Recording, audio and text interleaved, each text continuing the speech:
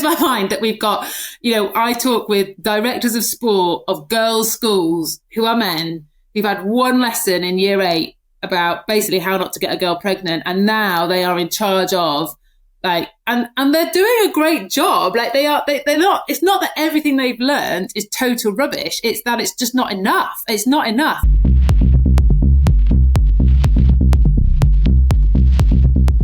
The Female Body Bible, Baz, your new book came out earlier this year. I was hoping you could tell me a little bit about the project, who you worked with on it, and why you felt it was so important to get this title out there. Yeah. So I've been a personal trainer and a fitness coach and a female health coach for years now. And there was just some things that women just don't know about themselves. And I think that most men assume us women know how to be women, and we know what sports bra should fit us. We know how to manage our menstrual cycle symptoms. We know how to do our pelvic floor exercises. But the reality is that we kind of don't know how to do anything. And that's nobody's fault. It's just that education is not passed down through the generations. And also we just don't get it anywhere else. And within the world of sport and fitness, no one within those professions has that education either. So there's myself, we've got an NHS doctor, I've got an exercise physiologist, and, collectively we were all working with women on one-to-one basis going, God, I don't even know the basics. How amazing would it be if we had the go-to place where you could get really, really credible, evidence-based information, but in a way that isn't medical, isn't really difficult to read, isn't overly scientific. So it's it's a very easy, entertaining read. And so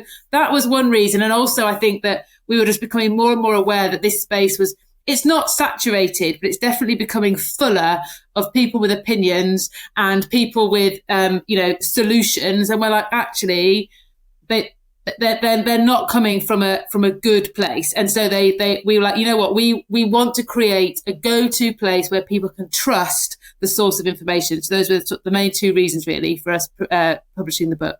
Going into the project, what were your main misconceptions, the main myths you wanted to correct? Were there any that had more prominence or a greater hierarchy than others that you really wanted to get that information out there? Yeah, I mean, I think, the cliched one that women are small men, and I think that kind of actually we'll just women do eat 30% less than men, lift 30% less than men, run 30% slower than men. I was like, we just needed to go, do you know what? Where most women are smaller than men, but the reality is there are far more differences than just our shape and size and ability to lift and all that kind of stuff. So we wanted to cut through that. I think there was lots of noise. Well, there is lots of noise around the menstrual cycle and how you can train around your cycle, you can eat around your cycle, you can control your cycle. And we just wanted to kind of say, look, 6% of sports science research is done exclusively on females. So basically hardly any. And that's not just on the menstrual cycle, that's the entirety of female health. So we are not in a place where we can generalize evidence to a whole population. You might be able to read a research paper and go, oh, that's really interesting. It's fascinating that this one research study has shown that if you do more strength training in the first 2 weeks of your cycle compared to the last 2 weeks of your cycle, you could get bigger gains than if you evenly distributed your strength sessions over the month. But we can't generalize that to the whole of a hockey team or the whole of a CrossFit box or the entire female population. We can just use that and go, oh, is that going to work for me? No, it's not. Okay, well, and so we wanted to just kind of present people with the reality that actually we don't know, but that doesn't mean we can't do anything. What that means is that you as a female, if people only take away, we're only 3 or 4 minutes into this, but if people only take away one thing from this podcast, it's that you as a woman, your connection with your body is enough, right? Your connection is enough. We don't need to be told what to do by the experts, but what we need to do is really start to tap in to what are our experiences of what's going on, and how do we adapt our training and our nutrition and our sleep and our health and our well-being and all that stuff to what our bodies are experiencing. And we do need loads more research and evidence, but we don't have to wait 5, 10, 15 years for that to filter through. Why do you think there is such a disconnect between women knowing how best to use their own bodies and what's right for them? Because is it down to taboo? You mentioned in the book, taboo is such a huge area when it comes to women's health issues. Is this kind of the fundamental starting point of where there is that lack of connection between the information out there and women being able to use it? I could blame the patriarchy, which I think that, and Western society. I think that if you go into the developing world and if you go into the more traditional cultures in the world, there is a connection to our bodies, whoever you are, right? So whoever you are, there's a connection to everything, isn't there? There's a connection to the land. There's a connection to the seasons. There's a connection to who you are and your status within your culture, and what everyone has a very, very clear role. And as a female, you will, even as a young girl, if there's a woman in your community having a baby, you would have a role in that birth. And that might be getting water. It might be mopping her brow. It might be providing food. It doesn't really matter what your role is, but you've seen it and you've experienced it. So it's normal. It's normal for you. So when it's your time in life to have children, you've gone, it's not a shock because like, I've seen it. I've seen like what can happen, what can go right, what can go wrong. It's the same when women menstruate. You'll have had a role in supporting people around you to menstruate. It's the same with death. It's the same with illness. Like when you're not hidden away from all these things happening in life. And I think that in the West, as women have tried to get into the workplace and do the same jobs as men, we've had to do them like men, not as women. As we've, you go to supermarkets, you can get whatever food you want whenever you want to. We're not connected to that. And I just think it's that lack of connection to us and the world. And that's quite a big, deep, philosophical kind of, answer. But I genuinely feel it is. Like I've had 2 children. I've got a sister, I've got a mum, I've got lots of girlfriends around me. The first time when I went into the hospital to have that baby, it was the first experience of any of that. And I'm like, and it was horrendous and a massive shock. But because it just wasn't normal. And I think that and childbirth is an extreme version of that. But we have messages from women every day who are like, I can't leave the house when I'm on my period because I'm bleeding so much. Is that normal? It's like, no, like that's not normal. But because no one in their world's talking about it, they don't know that. And I think that's for me, where that disconnect is as being female. We actually haven't been able to show up as females. We've been able to go to CrossFit gyms and yogas and do sport, but the female parts of us have not been able to show up, just the male parts. There's so much I want to unpack from that, Baz. But I wanted to start on kind of this concept of normalisation, because I think from my experience and in preparation for this interview, I spoke to lots of women I know to go, what should I ask you? Because obviously they're much better placed to have questions than I am. And it was almost this normalisation. I've got something wrong with me, but I go and see my male GP and it's normalised. Oh, you've PCOS, just go on the pill. Or you've had this issue post-pregnancy, will never lift again. And it's almost like just shutting down of female health problems, which I think, if it's from a male perspective, there'd be all sorts of examinations and inquiries to try and find an answer. Is this a common thing, this kind of normalisation of female problems and sort of just sweeping under the carpet? What you've just said there is essentially we've been medicalised. So it doesn't matter what your issue is with regards to female health, whether it's minor or major, the only place you can go is the doctor, right? So the fitness industry, the sports industry is an untapped resource in terms of their expertise. Like we are coaches, we are experts. We understand bodies. You look at a body, you know how to coach it. You know how to coach the person that shows up in front of you, even if you've had no lived experience. I was doing an interview the other day and I said, look, I've never had cancer. I've never been overweight. I've never, I've never like had a knee injury. I have coached people brilliantly with all of those conditions. And so actually female health is just shrouded in this taboo. And it means that actually many men, being quite honest, many men feel very, very uncomfortable, or young women who haven't been menopausal might feel like, well, I've never been menopausal. How on earth could I talk to a midlife woman about her menopause? It's like, you train people like all day, every day, that you've had no lived experience of what they're going through, but you work it out because you're a trainer.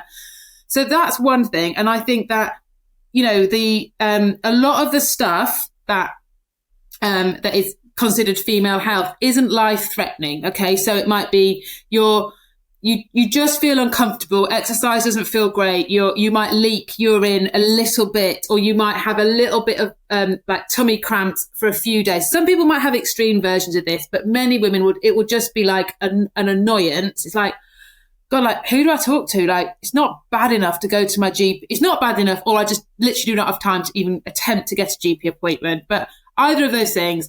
So I'll just put up with it and I'll just crack on.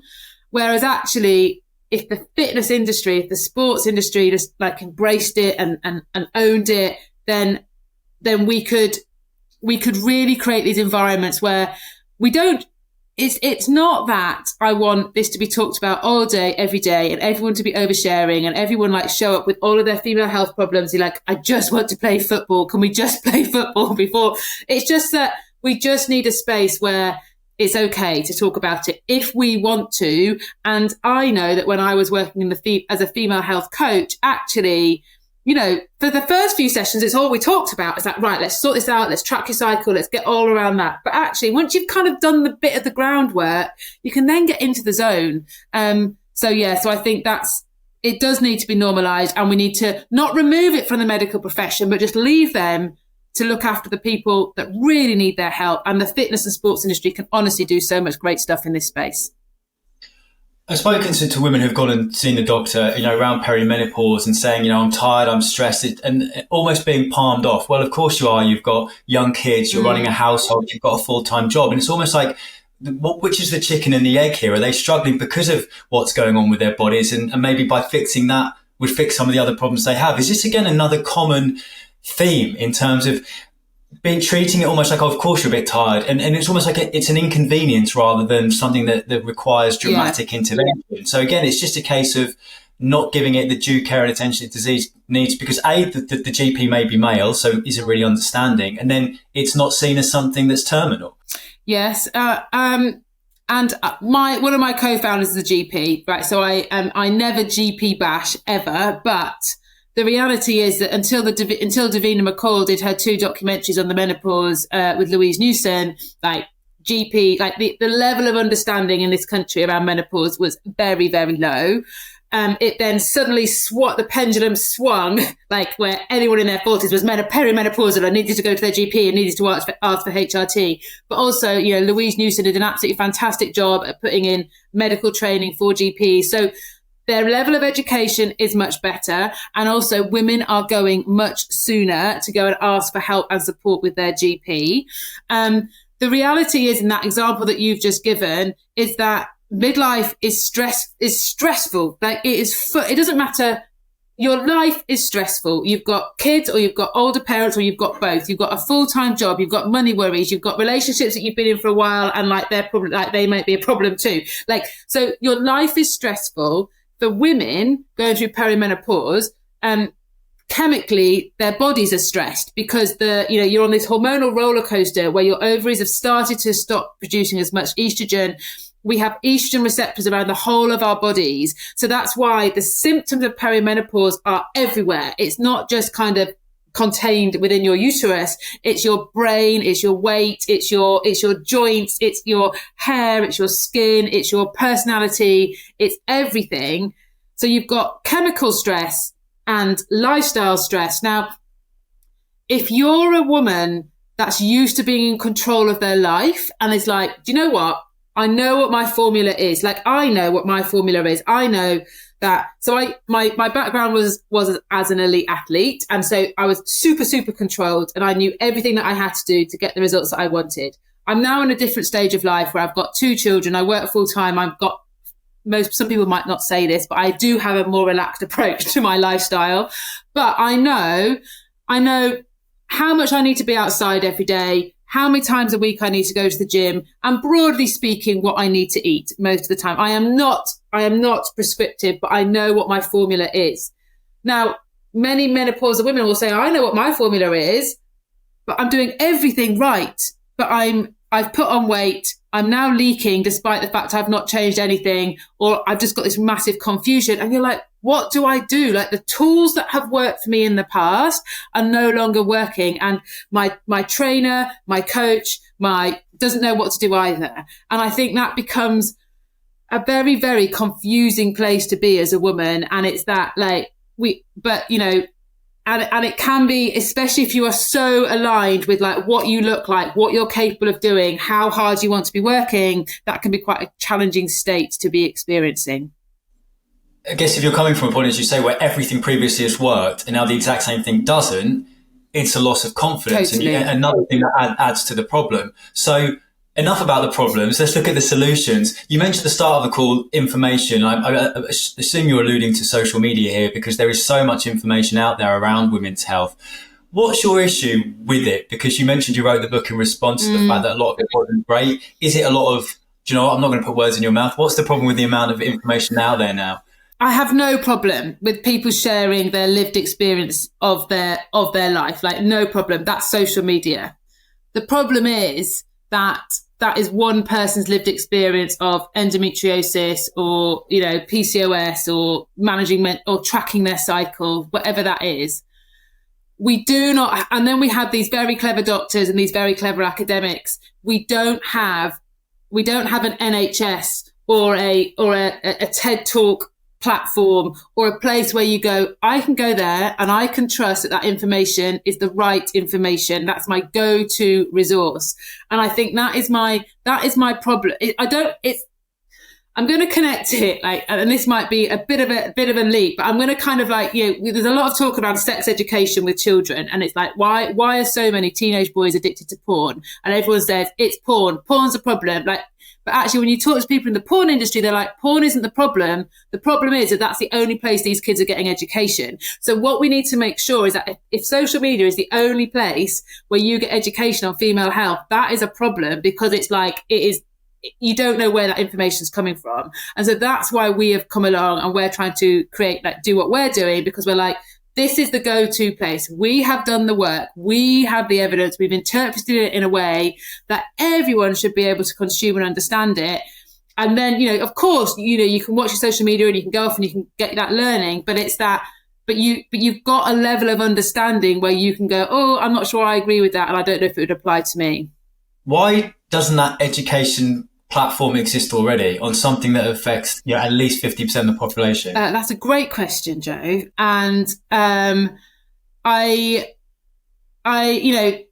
Apple Watch came out and there wasn't a menstrual cycle tracker on that Apple Watch. You could track your chromium levels. I genuinely have no clue what chromium does in my body, but because only men must have been sat round that design of the Apple Watch, no one thought, we've got this fully holistic, fully comprehensive health tracker.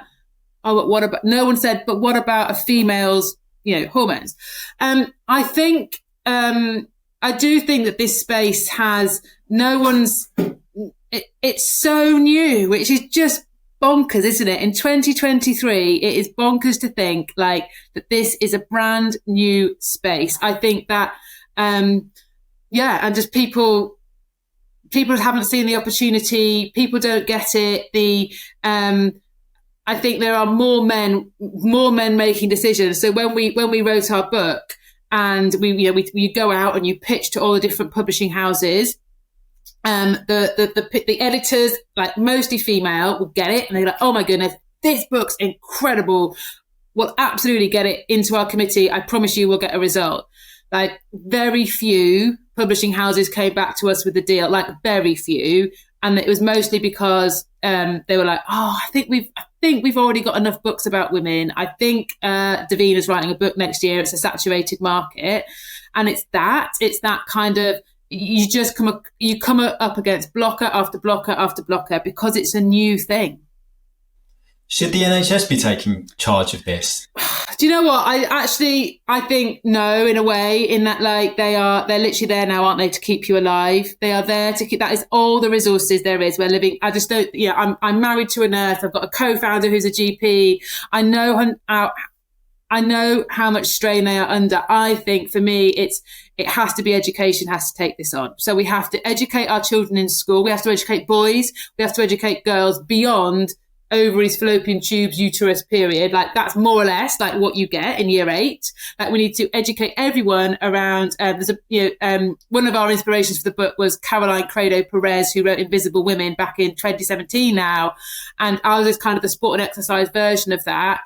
And this is not a female problem. It's a female issue, but everyone needs to come on board with it. So education of children, right from the word dot, like about their bodies and about female bodies has to happen. But also we have to educate the personal trainers, the PE teachers, the sports coaches of the future at 16 to 18.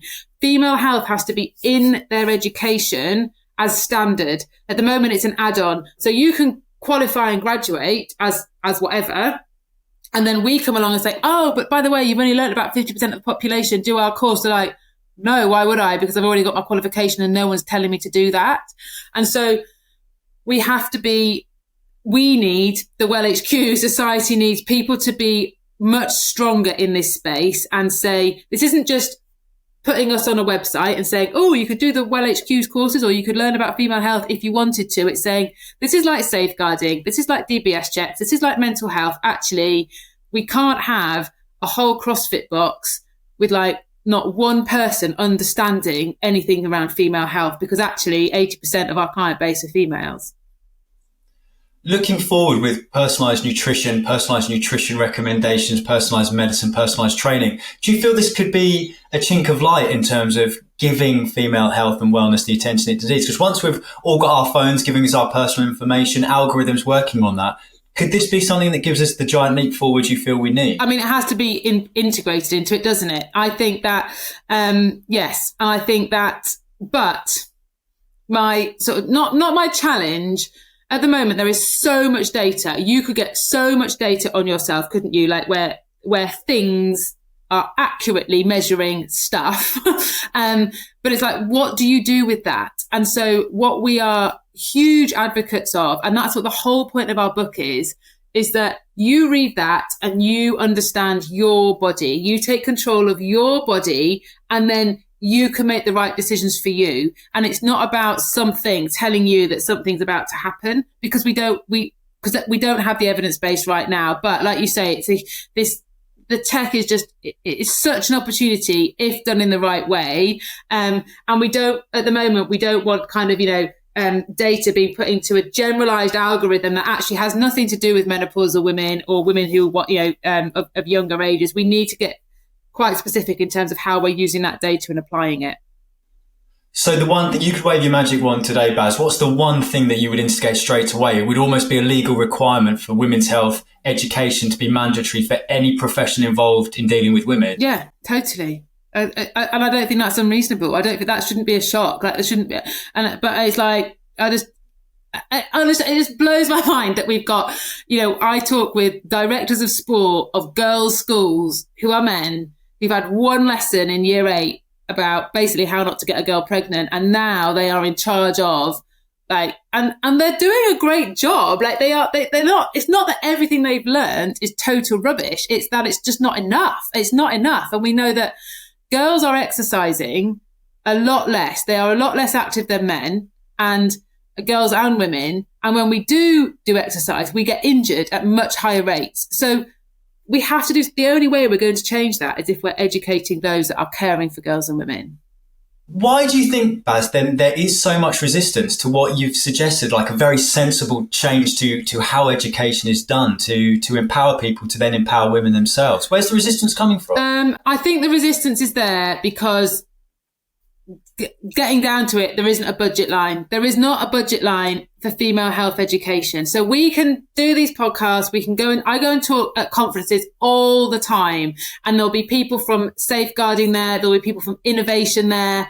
And they're like, oh my goodness, like we have just spent millions of pounds on making our wheels rounder and our skin suits tighter. Or we spent millions of pounds like innovating in the space of education. How have we missed this?